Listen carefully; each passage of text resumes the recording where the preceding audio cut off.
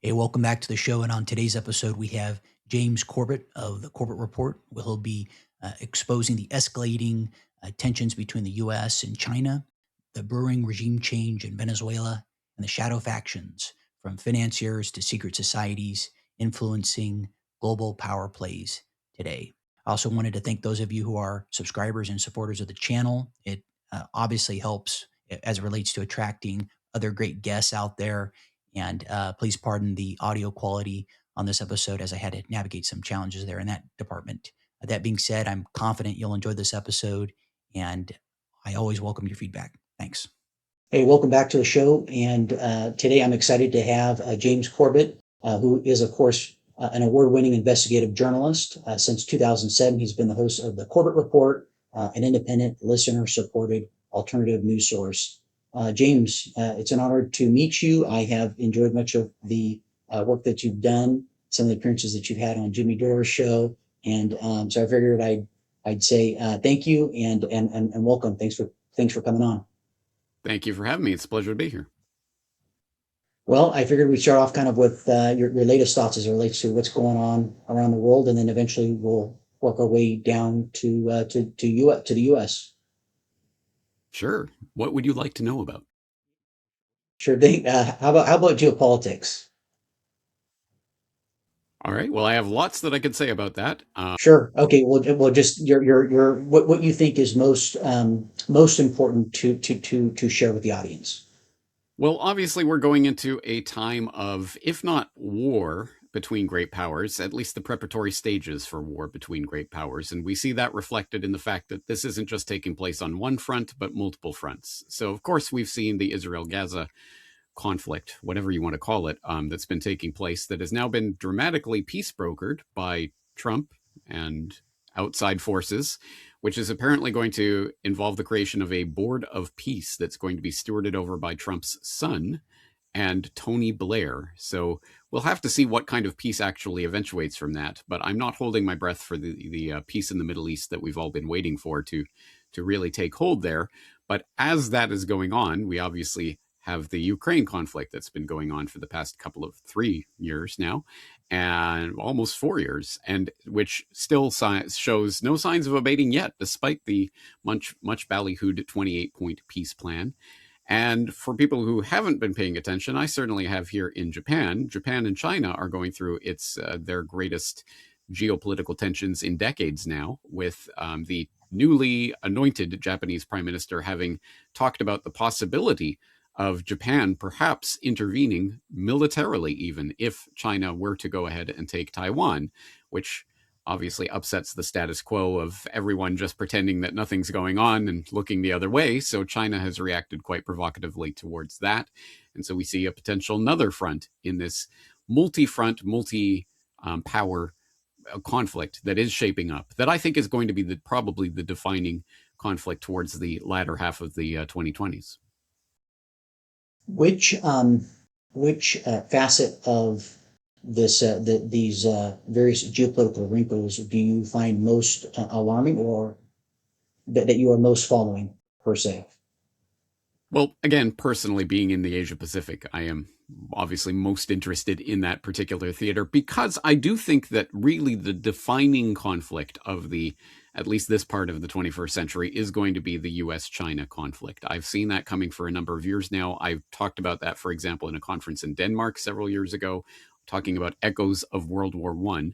And as people may or may not know, I have a World War I conspiracy documentary available for free, as with all my work, at my website, if people are interested in that, where I looked at how World War I really eventuated. We all know the story of the assassination of Archduke Franz Ferdinand, but how did that result in world war exactly?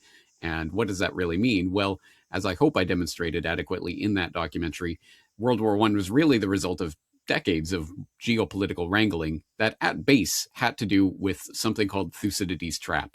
This is something that has been noted by researchers like Graham Allison and others, that when you have a situation with an established regional, or in our era, global hegemon that is being threatened by a rising upstart, you more often than not have a hot war between them. And there are many examples going throughout history, World War I being just another example of that phenomenon, where you had, of course, the British Empire that was at that time being threatened by the rising up of the nascent German state at that time.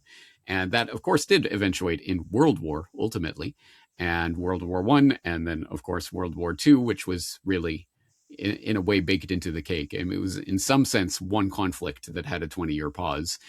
And that was, of course, the defining part of the early 20th century that led into the Cold War of the latter half of the 20th century, in which we had, of course, the US versus the USSR as the great powers. But as I have talked about many, many, many times in my work, I think that that was, to some extent, a stage managed conflict in which you had forces on both sides that were interested in propping up and keeping that conflict going, precisely for the reason that it helped both sides to essentially become more authoritarian against their own populations, which I think is what every government is ultimately scheming towards.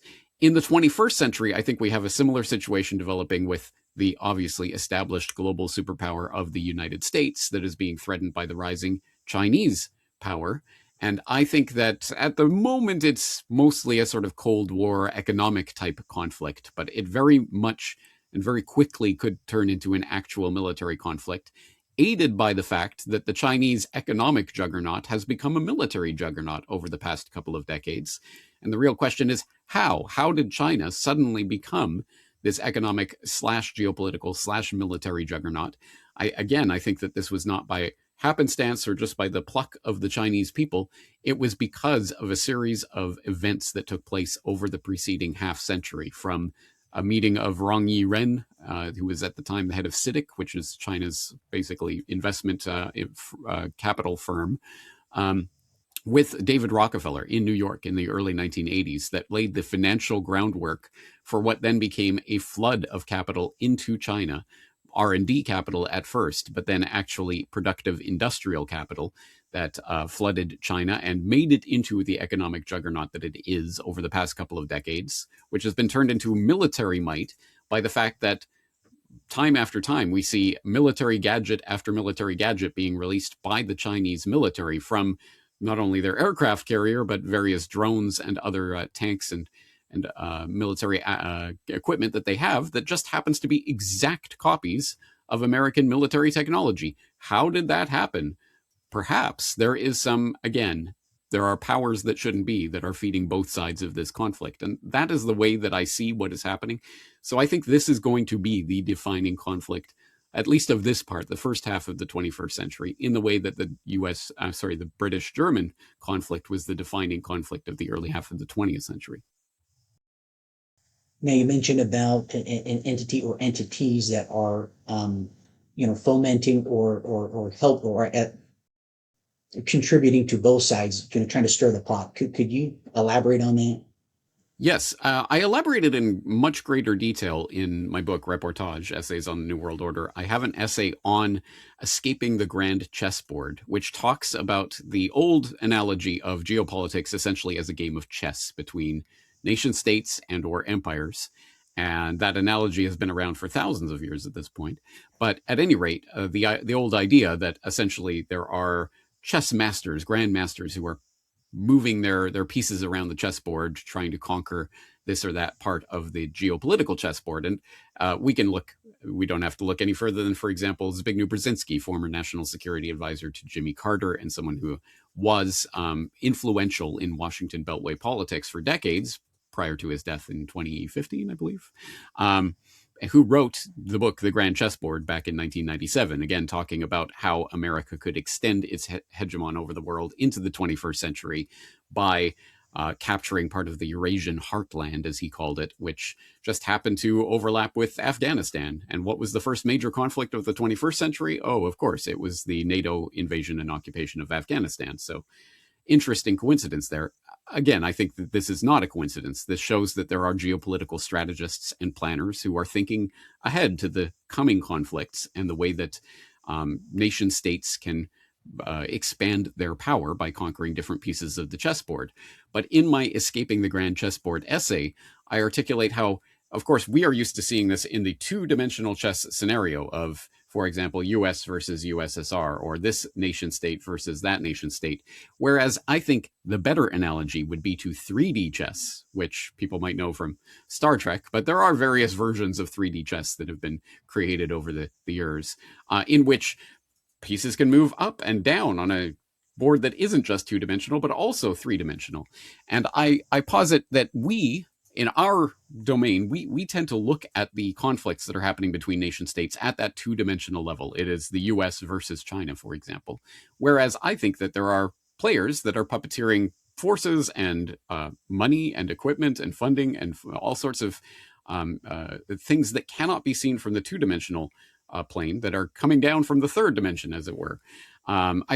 Essentially, I think that there is something going on beyond what we are seeing. And my examples of that in that essay, for example, pointing back to things like the financial banking alliance that was formed between the Chinese Communist state and the Rockefeller headed US financial capital state in the late 20th century as the founding cornerstone, the building blocks for what became the Chinese economic juggernaut. I think that's the way we have to look at this, that there are forces that are not playing the nation state game. They are playing a much bigger game that is ultimately for global control.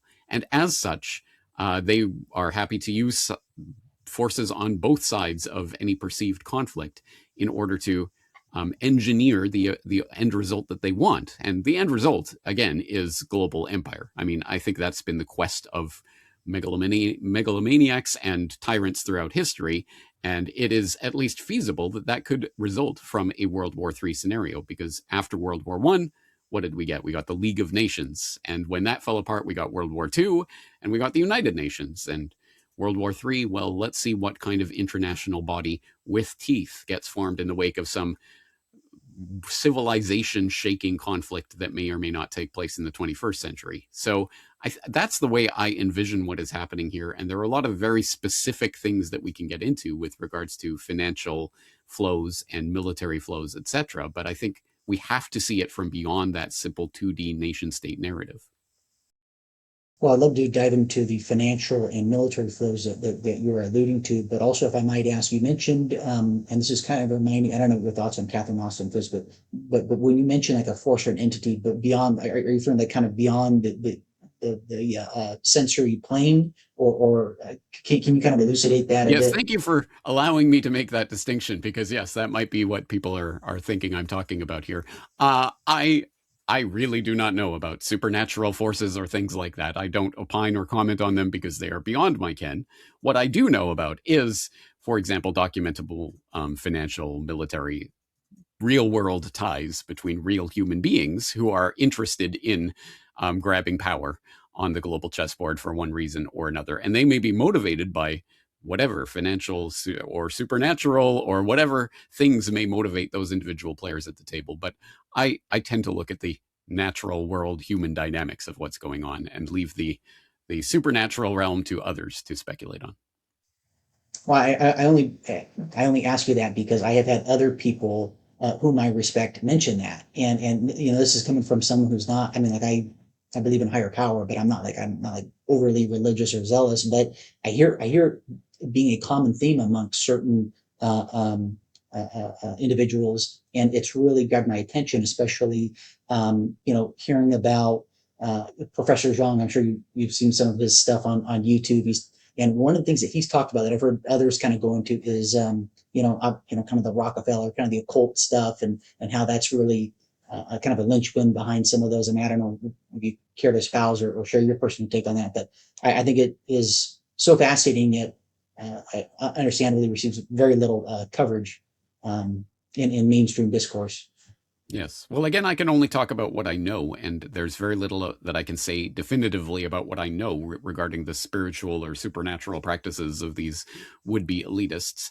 I would speculate from the outside, not being part of those circles, I would speculate that if I were in a position that I was trying to manipulate others and get them to go along with my agenda, I would at the very least cloak that agenda in some sort of supernatural way, some sort of mystical great cause, which would go some way toward explaining the fanatical devotion that some of these people have in working towards this agenda, towards global government, the great work as it were, with not only David Rockefeller living to the age of 100 or 101, whatever he was, and still continuing to be active right up until the end.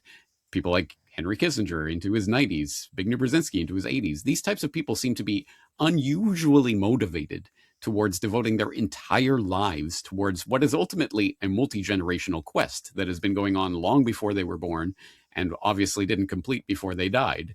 Why? What would motivate someone towards that unless they had some sort of grander mystical vision of whatever the great work that they're completing to square the circle and reach the next phase of humanity or whatever they may actually believe. But again, I really can't talk about that in any degree of detail because I am not part of those circles and I'm not privy to what they believe amongst themselves and their shadowy cabal. Sure. What are perhaps some other wrinkles to the chapter in the book that you alluded to that you could expand upon? Well, there are a number of things. One of which is that it's important for us to understand that if the analogy is to the chessboard, then what does that make us? What are we on that chessboard? What is our point in this? Because it's one thing to talk about the grandmasters and moving the pieces around, but clearly that isn't me. I don't think that's you. I don't think that's the average person listening to this conversation. What are we? Well, of course, we would be the pawns in that analogy, the serviceable pieces to be moved around, sacrificed at will for the good of these would-be grandmasters of the grand chessboard. And that really does beg the question, okay, so what is our part to play in all of this? And they could be very demotivational, that analogy, if we choose to accept it, because again, we are just pawns to be pushed around. And I guess we could choose to be on this or that team. And if the team that we're on happens to win, then we may accrue some of the benefits of that win. For example, people on the Allied side after World War II experienced the post-World War II economic boom, particularly in America. So, hey, it was a win of sorts, even for the average person, the average pawn, the average serviceable serviceman who was shoved into the meat grinder in the military. Well, at the very least, it all worked out in the end, or so people might have been led to believe. But as I point out in that essay, time after time after time, the pawns who willingly take on whatever, paint themselves on the white team or black team or whichever team they choose to go on, will be used and spat out by that very same meat grinder with absolutely no compunction. And I look at a number of examples like the Kurds, for example, and the way they have been used time and time and time and time again by, for example, the Americans as convenient pawns on that chessboard for destabilizing Syria or Iraq or wherever the U.S. empire currently wants them to be. Or we could look at any number of examples. I sometimes, for example, if I talk about the Ukrainian conflict, well, let's not neglect the fact that there are real Ukrainians who are literally dying. As essentially, what are they even dying for? Is this power, this proxy battle that's taking place between Russia and the NATO side over this particular square of the chessboard that they happen to have been born in, etc. And what good does it serve them? Ultimately, whichever way this conflict is going to go, it has killed many of their countrymen. There are many examples of that we can look around, and that does really raise the question, so what is our part to play in this game?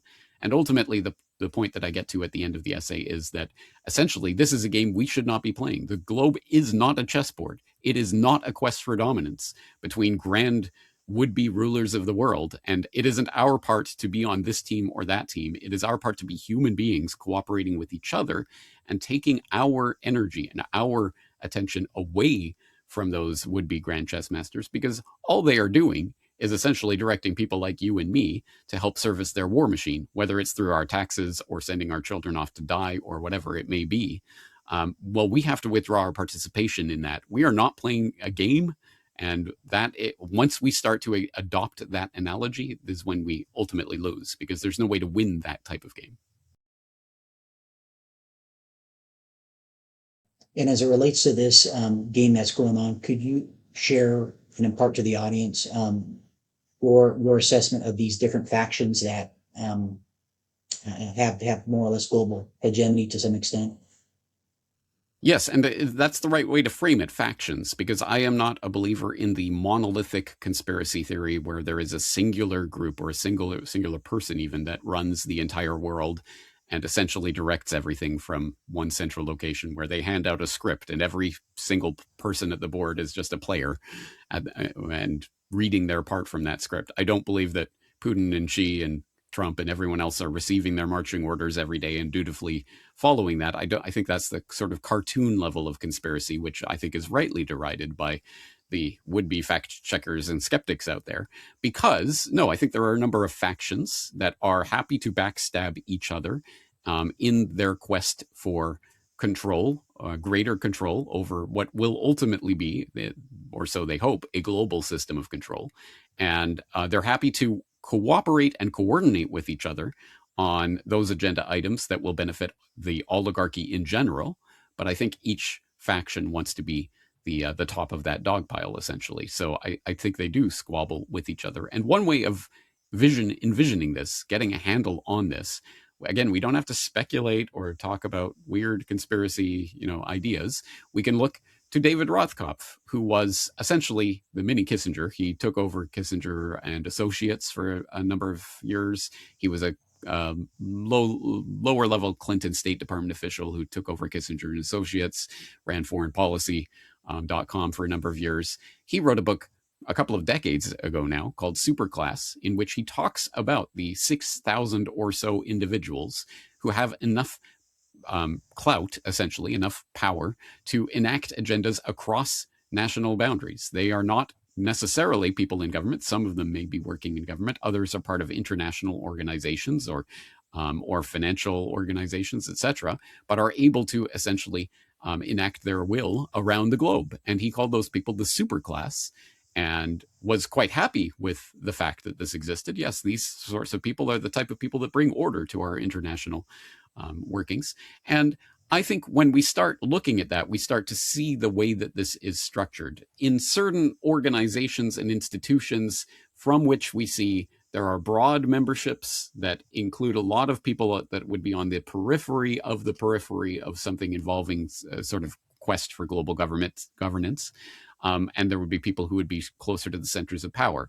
So one organization that we might want to start to interrogate would be the Royal Institute for International Affairs, that was set up during the Versailles peace talks after World War I. You had a bunch of primarily Anglo-American conspirators, literally, who were conspiring towards the furtherance of something called the Round Table Group, which was set up by Cecil Rhodes back in the late 19th century. But this was a quest for an early form of a vision of global government. In that case, it was specifically a British-led global government that would work with the American empire to essentially conquer the globe for the English-speaking peoples. That vision morphed and grew and changed over the years. And by the time it got to the establishment of the Royal Institute for International Affairs, you had identifiable power cliques within the British society that were helping to direct and essentially direct the dwindling British Empire and its resources, which was a fact that, again, was confirmed not by crazy conspiracy sources, but by Georgetown professor Carroll Quigley, who was name-checked by Bill Clinton as one of his inspirations when he was growing up. For whatever that's worth. But he wrote a series of books. One of them is called The Anglo-American Establishment. The other is called Tragedy and Hope, where he talked about this powerful clique that directs, at that time, the British Empire, but by influence much of the world from behind the scenes. And he said he was in accord with many of this group's ideas and principles. The only thing he was against was the fact that they wanted to remain secret when he thought they were important enough that they should not be secret. And ultimately, as a result of which, Tragedy and Hope ended up the original actual the printer copy of it ultimately got destroyed, and they wouldn't issue a second edition, et cetera, et cetera. So he started to see his own works being suppressed. For a mainstream historian, Georgetown historian, that was obviously an interesting thing. Why? Why were they trying to do that? Well, because he was lifting the cover on this quest for global government, at least to some extent. So the Royal Institute for International Affairs, which was one of the loci of this roundtable group and its influence, created an adjunct in the United States called the Council on Foreign Relations. And so you could look, for example, through the ranks of the Council on Foreign Relations over the years. an organization that, for whatever it's worth, Hillary Clinton, when she was Secretary of State, said she was glad that the CFR had an office that was just a couple of blocks away from her office, so she didn't have to go far to receive her marching orders. Ha ha ha. Um, Again, this is a group that many people have known for a long time as directed American foreign policy throughout the Cold War and into the War of Terror period. And where does it get its power? Well, not only from its membership, which includes high-ranking, obviously, State Department officials and influential people in the media, in corporations, the Fortune 500 executives, etc., but more importantly, from a system that was identified again by Carol Quigley, that researcher G. Edward Griffin has called the circles within circles, which is essentially, yes, you have these organizations like the CFR, which has a membership of thousands upon thousands of people, but within that broad circle of people who are just members of the CFR, there is an inner circle that is closer to the power of that organization and is able to direct and set the agenda for that organization. And even within that circle, maybe an even smaller clique that ultimately directs the other groups without them even necessarily knowing that the inner clique exists. And this, again, is not speculation. This is exactly how Cecil Rhodes had set up that initial roundtable group that he had envisioned. He consciously modeled it on the Jesuit Society, and he talked about it as a secret order that would have an inner ring of people who knew what the actual agenda was, and outer rings of people who were further and further away from that knowledge of the agenda, but would be essentially working towards its completion. So when we see this rings within rings, then we can start to look at, for example, the Royal Institute for International Affairs, the Council on Foreign Relations, the Bilderberg Group, the Trilateral Commission, etc., as places where you get these large memberships of people, powerful and financially wealthy people who are close to various seats of power in industry, in finance, in government, who are enacting agendas that they may or may not themselves fully understand, that are being directed by inner cliques of fewer members. Unbelievable. I'm fascinated. And you mentioned, conspiracies and things of that nature. And I just want to comment that I have found it noteworthy that a lot of the things that people espouse and spoke about, and upon doing my own kind of due diligence and research into some of these things, I'm like, wow, there's actually something there. This is not cuckoo stuff. So very fascinating. What are perhaps some other things that you feel are not receiving enough attention, or that might come as a surprise to the audience? There are any number of things, one of which that I have talked about recently is some of the parts of the Epstein scandal that I think are being occluded from people's attention. Now, of course, we all know about Epstein by this point. Jeffrey Epstein, of course, disgraced financier. He was, what was he exactly? A financial guru for billionaires slash had something to do with real estate, apparently, according to early reporting on him. Anyway, what he was really doing, obviously, was running a blackmail ring for intelligence agencies to have sexual blackmail on people, specifically child sexual blackmail upon politicians, corporate chieftains, etc. And I think that part of the Epstein story is generally known, and some of the salacious details of that. Some of the things that are not known are things that, for example, are covered by Whitney Webb and others. For example, she wrote a 2-volume book called One Nation Under Blackmail, where she talked about not just, of course, the child sexual blackmail, but also the financial connections of someone like Epstein and what he was ultimately accomplishing. But something that I talked about recently is that one of the people who were ensnared in the Epstein net, formerly Prince Andrew, he is no longer Prince Andrew, he's now Andrew Mountbatten Windsor, for those keeping track at home. But people, again, by this point, probably know about formerly Prince Andrew and his association with Epstein, and have seen the picture of him with Virginia Roberts back when she was underage, etc. That part of the story is now relatively well known, and Andrew has been stripped of his title and is no longer in the royal line of succession and is being banished to the 20,000 acre Sandringham estate 100 miles outside of London. Ooh, what a banishment.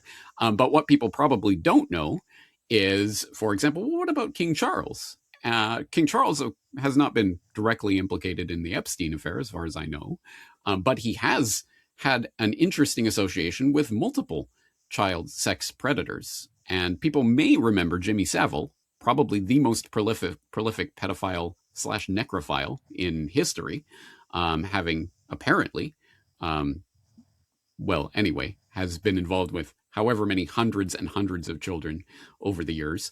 When he died in 2012, it suddenly started to come out that this was a well known secret about Jimmy Savile that everyone behind the scenes knew, but no one talked about until he died.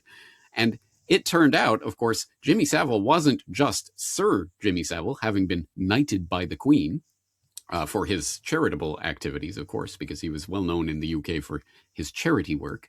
But he was actually a close personal friend and even an advisor to then Prince Charles, now King Charles. And they enjoyed a very close personal friendship, and the correspondence, etc., shows that Jimmy Savile was actually advising Prince Charles on his PR for various disasters, royal scandals, etc., which is quite ironic considering. But it doesn't end there. In fact, as it turns out, as I point out in a recent episode that I did of the Corbett Report podcast, Charles had not one, not two, not three, but four personal mentors slash personal friends slash personal advisors, people he had close personal relationships with, who turned out to be prolific child sex predators. And I think that gives a window into a very disturbing phenomenon. Essentially, this is part of what I would call the kakistocracy. That means rule by the most evil or the most wicked. And you will find, whether it's, for example, the Dutroux affair in Belgium, or whether it's Epstein in the US and elsewhere, or if it's Jimmy Savile operating in the UK, etc., you will find these high-level pedophile networks. And what is this about? Well, I think it's about a number of things, but one of the things it is certainly about is that it is, of course, true that if you have blackmail material on people in high-level positions, then you can, from behind the scenes, to some extent, manipulate and control the course of entire nations, or in ultimately the world, if you are in a position of power like someone like Epstein. So it is an incredibly important part of the way that various power structures have come to operate. And I think this is ultimately part of the kakistocracy, or the pathocracy, as in rule by pathocrats, people who are literally mentally ill in various ways, sociopaths, psychopaths, etc. Because when you have a dog-eat-dog system for winner takes all of centralized seats of power and control, then you will find people who are the most ruthless and the most willing to perpetrate the most degrading and horrible acts imaginable will be the types of people who rise into those positions of power. And I think the general public is starting to get a window into that with stories like Savile and Epstein, etc. But I still think most people don't have any idea just how deep this rot really runs. Well, I did not know that about King Charles, that there was that relationship with Savile. I am aware of him, but Savile, and the nefarious activities that he was involved in. And I know Sean Atwood obviously tangentially has gone into that. That's a fascinating topic to explore for the audience. Now, obviously, with these nefarious characters, so to speak, and a lot of them not being held accountable, and unfortunately, do you see any good? Do you see any perhaps light or good players who are on the global stage, or would you? I mean, I'm just trying to juxtapose perhaps the not the good and the not so good. Yes, yes. And it's an important point to make because, of course, we can dwell or perhaps even over fixate upon all the evil in the world. And that is not healthy either, because there is, of course, good in the world.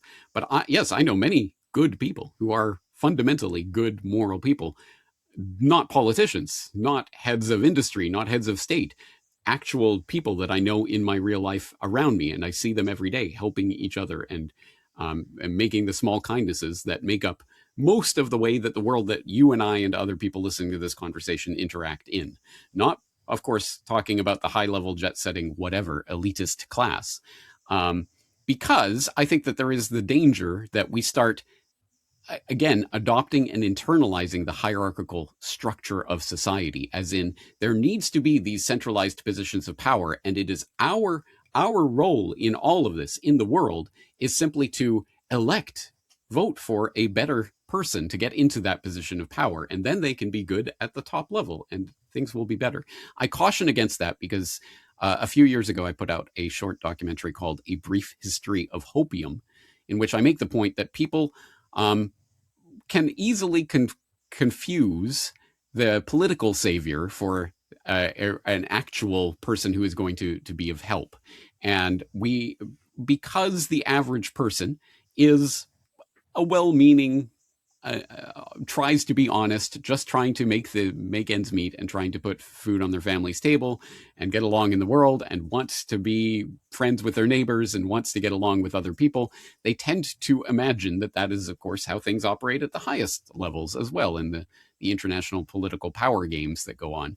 As I say, however, I think that the fundamental nature of the kakistocracy or the pathocracy is to elevate those people who are precisely the most ruthless, the most literally pathological in terms of their psychopathy or sociopathy to positions of power, because those are the people who will make it into those positions. So, unfortunately, we as average people really have a hard time, I think, understanding how things operate at that level. And then we can adopt and internalize that system. Well, it is this big power struggle. So, well, we need a very strong person at the top who's going to be ruthless, but for the good guys.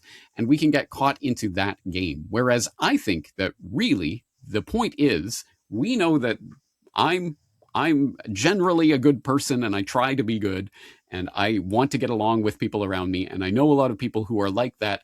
Why aren't we spending more of our time, our energy, our attention, and our resources into cooperating and building up structures with those people in our communities that we actually know and can interact with, rather than fixating and dwelling on these international power players and trying to essentially fix the system by electing someone into some position of power over us?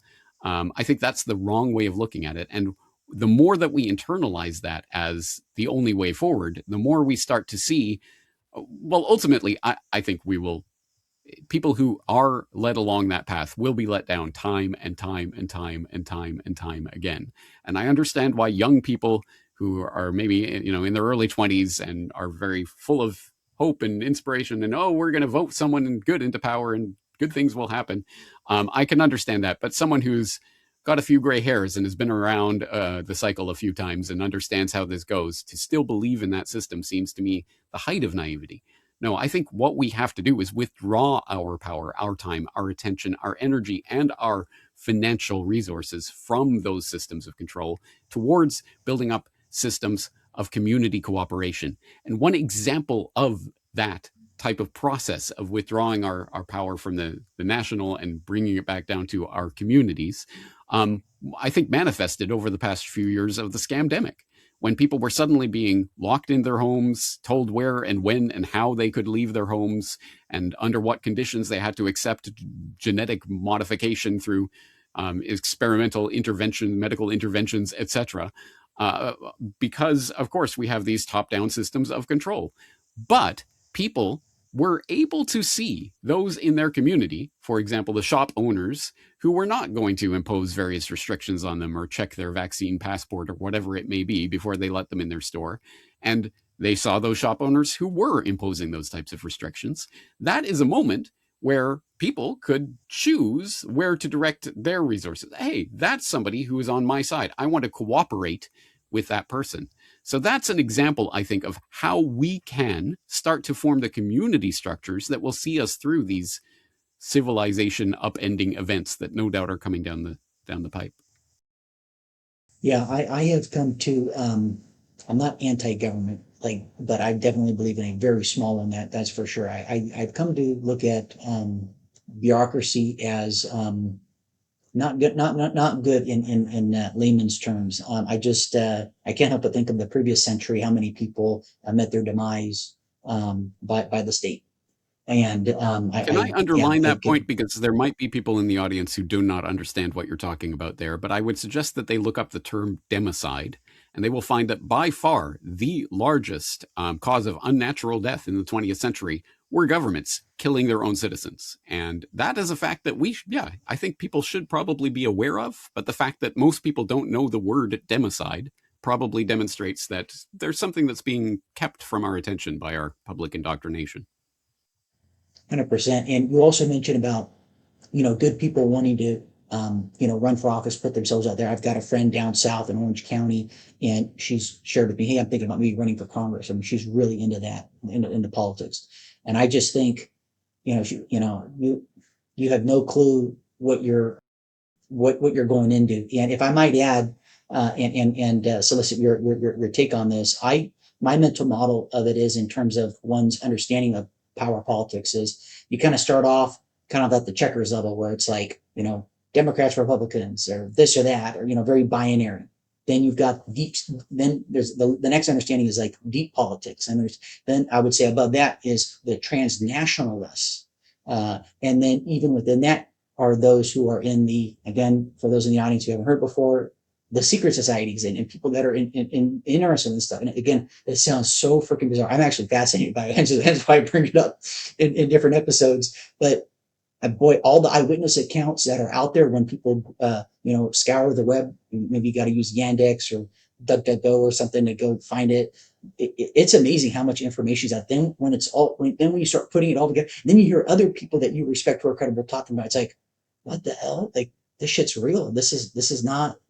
Yeah, I'm just. Just as one example of that, for people who are just dipping their toes into this, who do not understand things like the secret societies, just look up Skull and Bones. I mean, that's a pretty I mean, it's not out there. It's quite well known. Skull and Bones, a secret fraternity that has existed on Yale campus for, well, something like a century at this point, century and a half. It was founded by opium running families that made their fortune from the opium trade in China, but essentially became part of the American establishment and was a recruiting ground for the CIA, at least for a very long time. The CIA was founded and populated by a lot of Yaleys and Skull and Bones men. And what do they do in their secret rituals? Well, one of them involves literally the new initiates have to lie down and masturbate in a coffin in front of their other brothers under the skin, as they're called, while confessing their deepest, darkest secrets. And that's wacky enough. But then to think, well, George H.W. Bush and George W. Bush and John Kerry and many others have gone through that ritual. And again, what is that? Okay, whatever, they are doing whatever dark occultic things for whatever spiritual energy. But at the very least, it also, of course, gives them blackmail on each other. And that's why they will, of course, always help out another brother when they see one in trouble or in distress. And that's why they tend to look out for each other and to rise up the ranks. And again, just one example of how that impinges on the real world, quote unquote. It's interesting to look at the number of American ambassadors and diplomatic personnel to China over the years who happen to be Skull and Bonesmen.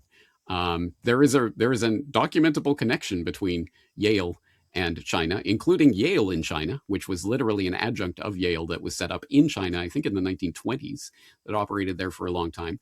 And Yale even bragged in the Yale Daily News back, I believe, in the 1970s. They even bragged that Mao was a Yalie because he didn't actually go to Yale in China, but he did run their student publication for a while. And that was where he hardened and solidified some of his communist worldview. So again, I've talked about that. If people want the document on that, I link to the actual Yale Daily News article, etc., in a podcast I did called China and the New World Order. But that's just one example of how these secret societies, they're very real, and people in positions of power really do subscribe and join these various fraternities, at the very least, because they know it'll get them ahead in the world as they rise up through the ranks.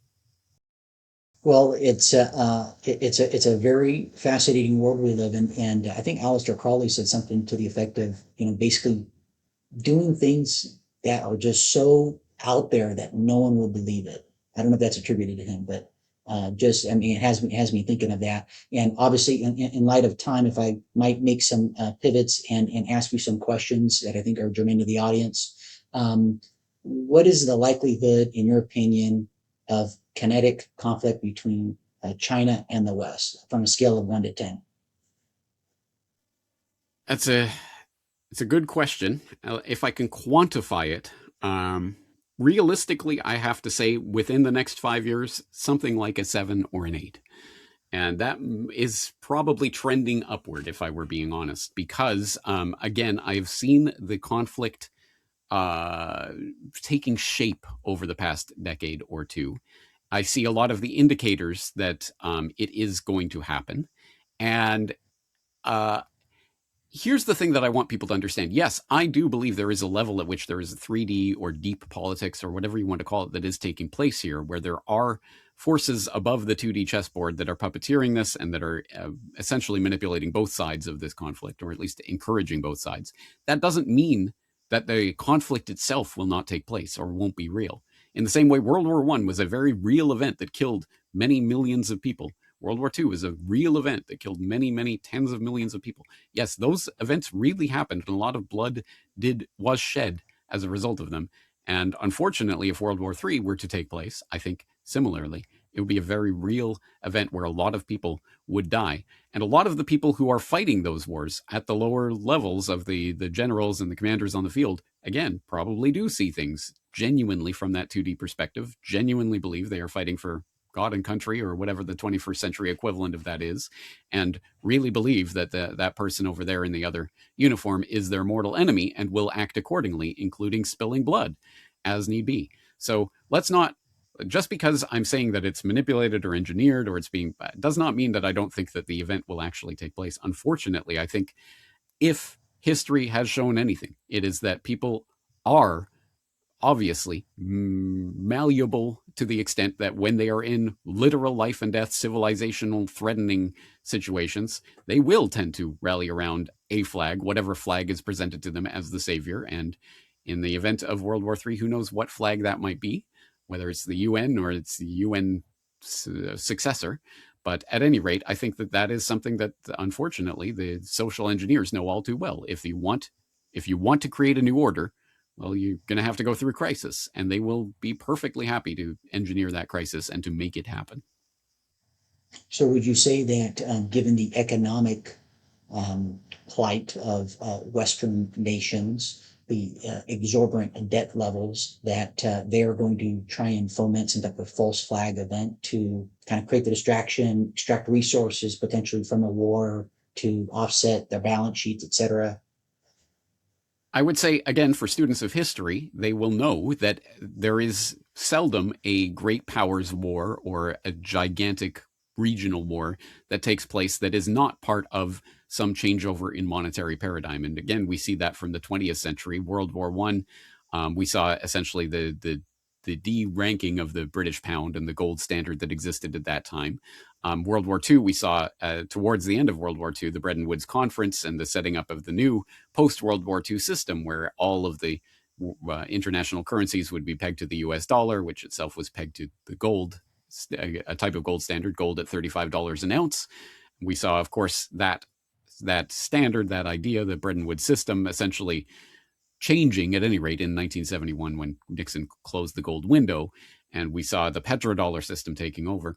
I highly suspect that there will be a financial slash monetary event of similar magnitude taking place during time of military conflict. And usually I think that, again, we can see financial destabilization being used as as a primer, essentially, to prime the pump for military conflict. Where goods fail to flow, troops will, as the old saying has it, and we saw that with the Smoot-Hawley tariffs, etc., in the lead up to World War II, and now we have the new era of tariffs becoming a new norm, and economic battles and questions about rare earth minerals and other key parts of the modern economy now being in the hands of our enemy, etc. Again, that does not bode well. And I think the military slash financial aspects of this go hand in hand. Absolutely. And again, in light of time, if I might ask you a couple more questions. Venezuela, we hear a lot about it in the news. What's your assessment on that?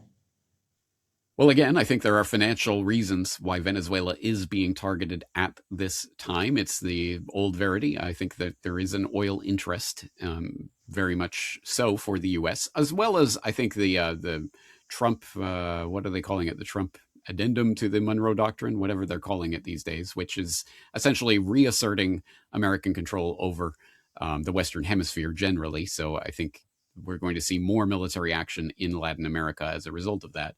And Venezuela is clearly in the crosshairs right now. We saw the ridiculous PR stunt of the Nobel Peace Prize going to Machado, who is literally calling for Americans to bomb her country to free it from Maduro. But this is just a continuation of what we've seen taking place, the attempted regime change we've seen taking place in Venezuela for over 2 decades now, going back to Chavez and now Maduro. And we've seen various iterations of this over the years, various assassination attempts. We saw what were they calling it? The Bay of Piglets, with a couple of years ago with the would-be CIA dupe, thinking he was going to lead some sort of dramatic revolution in Venezuela, but being immediately apprehended and jailed, etc. We saw the Juan Guaido psyop nonsense, where this opposition leader that no one in the country took seriously was the legitimate leader of the country according to Trump's State Department, etc. We've seen a lot of iterations of this, but now, of course, it is turning to kinetic military intervention, and the CIA, as we know, has already been approved to go in, and Trump has talked about actual hot land war. So I am assuming that at the very least, Maduro is going to try to cut some kind of deal and probably run at some point in order to try to escape this. But Venezuela looks like is going to go through regime change. Unbelievable. This is like something out of Smoothly Butler's time in the Banana Wars and that whole U.S. intervention over there. Um, it, Anything else that you'd like to dispense to the audience that you feel is just important or that's brewing? Well, again, we have spent a lot of time talking about the negative aspects of the things that are going on in the world, and for good reason, because there is a lot of negative things happening right now and some very serious things. But I would like to temper that with something on the other side. And so I would just draw your listeners' attention to my Solutions Watch series, because every week I'm also looking at and trying to highlight some of those community organizers and people with ideas for how to actually improve the world around us. I think that's important because, again, this type of conversation can be very demoralizing and can make people think that we are just essentially spectators in this world history that's unfolding around us, that's being waged by these gods on Mount Olympus or politicians or whoever. Whereas in reality, no, the world consists of us. We are active participants in this unfolding world history, and we are writing the history books of tomorrow with our actions today. So I think we should consciously be working towards building up the types of communities we want, the types of organizations we want, supporting the types of businesses that we want to foster, and ultimately making a better world for our children. So I hope people who are similarly motivated, similarly inclined, will check out my Solutions Watch series. Absolutely. I think it's important to highlight one's agency and ability to actually do something. They don't have to be on a conveyor belt. Like I feel like most people are. James, how can people learn more about you and get in touch with you? The best way is through my website, corbettreport.com, Corbett report.com.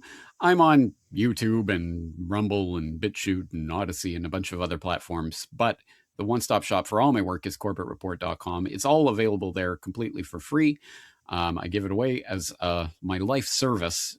If people do want this work to continue, then they can support it and become subscribers. But I would only ask people to do that if they are familiar with my work and want to support it. Another thing that I would recommend is my book. It's called Reportage, Essays on the New World Order. It is available at booksellers anywhere, but you can find it online at reportagebook.com. Well, I will be definitely getting a copy of that, and I enjoy the conversation, especially as it relates to power structures, which I think is just a really underrated topic in some respects. And be well, and happy holidays, and thanks for being on the show, James. Thank you very much. Merry Christmas and Happy New Year to you. Merry Christmas to you as well. Quick ask: over half of you who watch the show regularly haven't yet subscribed.